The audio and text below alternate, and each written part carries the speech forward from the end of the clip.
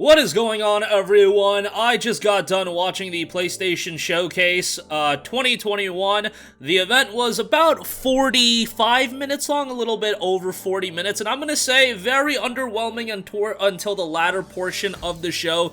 The early portion was just, like, not very good at all. I'm not even gonna cover everything they showed early.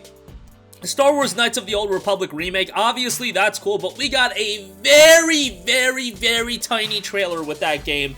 I imagine that's not going to be out until 2023, 2024.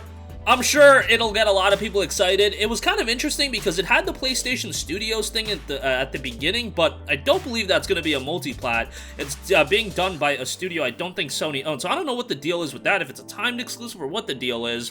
But yeah, I'm sure that'll be pretty cool. Project Eve was the next thing they showed. That looks really good. We saw that a while back, and I'm definitely excited for that. Looks like a pretty slick action game. Very reminiscent of a Platinum Games title. Definitely something to keep an eye on for sure. Forspoken was shown as well. Guys, I'm gonna be real. Forspoken is not a game that's doing much for me. I think it looks kind of rough around the edges. I know it's still a ways away, but they've got quite a bit to do before I'm sold on that game. And it's running on the Luminous engine, which is Final Fantasy XV's engine, and I just harken back to Final Fantasy XV and how much I wasn't a big fan of that game. So Forspoken, I'm still a little bit iffy on, but take that for what you will. Maybe some of you guys are excited about that. Alan Wake, we already knew this. This was revealed, I believe, yesterday or 2 days ago. Pretty cool.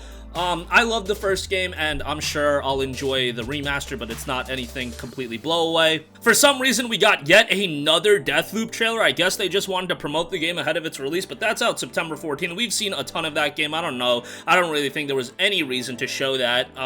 At this point, I feel like people know about the game, whether or not they want to buy it or not buy it. Kind of like something we've already figured out at this point. Guardians of the Galaxy, Eidos Montreal, I guess they're gonna do Guardians of the Galaxy. I mean, I would love to see Deus Ex, but Guardians of the Galaxy seems to be what they're doing, and I'm sure that's gonna get people excited, especially if they're a fan of the IP. But I think Marvel's Avengers is so fresh in people's minds that there is going to be a little bit of a hesitancy period where they really have to sell people on Guardians of the Galaxy to win people over on it, in my opinion. That's why I'm not completely sold on it, but I'm sure people are gonna get excited about it. And that'll be, exciting for the people that are into the IP and whatnot. Okay, so exclusive-wise, and there was a couple other games in the early portion, but guys, it was so boring for the first half hour or so. Honestly, like 33 minutes. I think I clocked in at 33 minutes, and then it finally started getting good. And I wouldn't even consider this next one that great. Uncharted 4 and Uncharted Lost Legacy Remastered, PS5 and PC. Okay, they're probably gonna make this something you have to buy for a significant price, or I bet you instead of a $10 upgrade, it'll be a $20 upgrade. We'll see. Maybe it'll just be a $10 upgrade. Maybe Sony will be cool for once and actually do a free upgrade. That would be pretty nice, especially given that many of us bought these games back in 2016 and 2017 for full price, and being charged for a upgraded version is kind of a bit lame, but yeah, it's Uncharted 4 and Uncharted Lost Legacy. Like, it's 5 and 4-year-old games that, I loved Uncharted 4. I thought it was a tremendous game, but it's one of those games that you play once, you really enjoy it, and then it goes on the shelf. Don't get me wrong, fantastic experience. I thought it was a fantastic game. Honestly, probably my second favorite of the Uncharted franchise, but like a remastered version is not going to make me revisit the game unless there's absolutely nothing to play. Okay, after this, we saw some cool stuff. Insomniac is developing Marvel's Wolverine. Very brief trailer, however, and that immediately makes me think this is a 2024-2025 game. I mean, we saw barely anything at all. Just said in development, and that does worry me. Like, are they foregoing on Ratchet & Clank? Because we'll go into that in a little bit. They've got their hands full with a lot of different projects, so Ratchet & Clank might go to the wayside for now, but Insomniac is a large studio, so they could be working on multiple titles, but Marvel's Wolverine, like, it just seems like everybody wants to pump out these superhero games. Marvel's Avengers, Guardians of the Galaxy, Marvel's Wolverine. And, I hope it's going to be good, and it's Insomniac, so I have a lot more faith in this than a lot of other superhero games. We're getting an XCOM-style Marvel game as well. Just wild. Like, the superhero game scene to me right now is really coming across a little bit bloated. Like, maybe it's not getting to that point quite yet, but it's getting pretty bloated in my opinion. Gran Turismo 7 was shown next. Looks pretty cool. I've been of the mindset that Forza has lapped Gran Turismo a long time ago, but I don't know. A lot of people are going to disagree with me that, and people really get salty whenever I say that. But I've been playing Gran Turismo since the PS1 days, and I've been playing Forza since the Xbox 360 days, and I haven't always felt Forza was better, but Forza after Forza 3 just felt like it was a better game as far as racing sims go, and then obviously Forza Horizon's something entirely different, but Forza Horizon's fantastic as well. Gran Turismo 7 looks good, don't get me wrong. Looks like it has a lot of depth in its feature set, so that's exciting, and that should be out in 2022. So that's pretty cool. You actually have a game that here you're probably going to play pretty soon. I imagine Uncharted Remastered is 2021.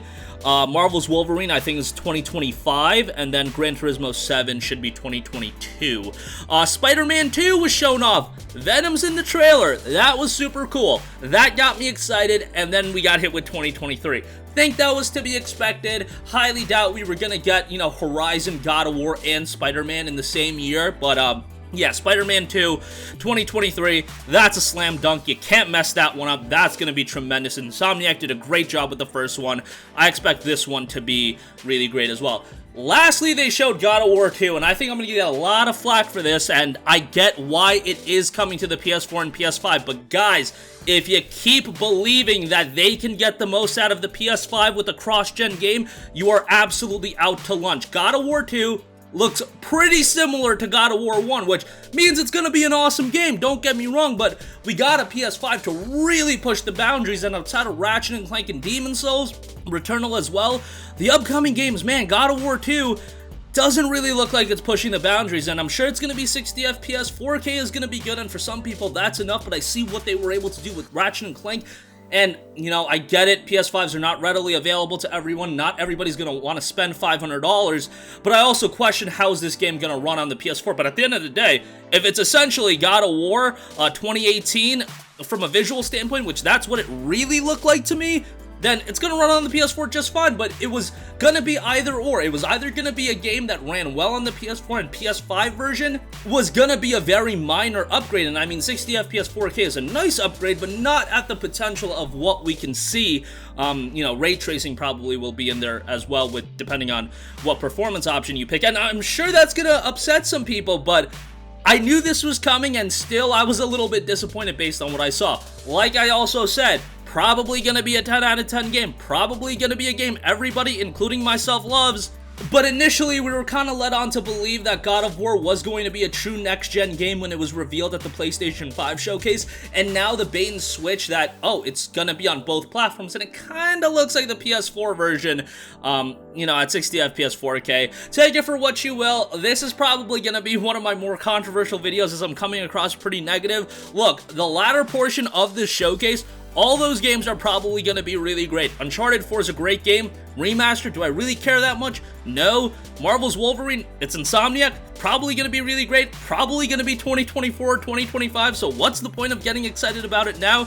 Gran Turismo 7 looks great for racing sim fans, and that's actually coming out soon, so thumbs up to that. Spider-Man 2, gonna be awesome. It's also 2023, that's a long ways away, and God of War 2 to me, that was probably the thing that I was looking forward to the most. I think most people were, and it did just look like God of War 2018, and again, that's gonna be great, but it's kind of looking a little upsetting if you have a PS5 heading into 2022.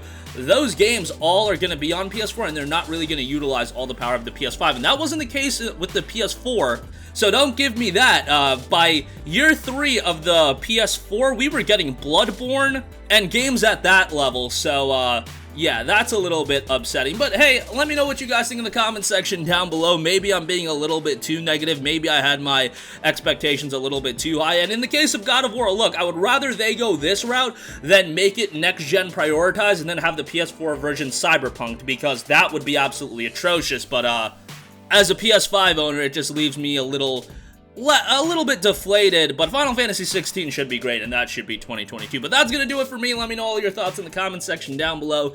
I am out. Peace.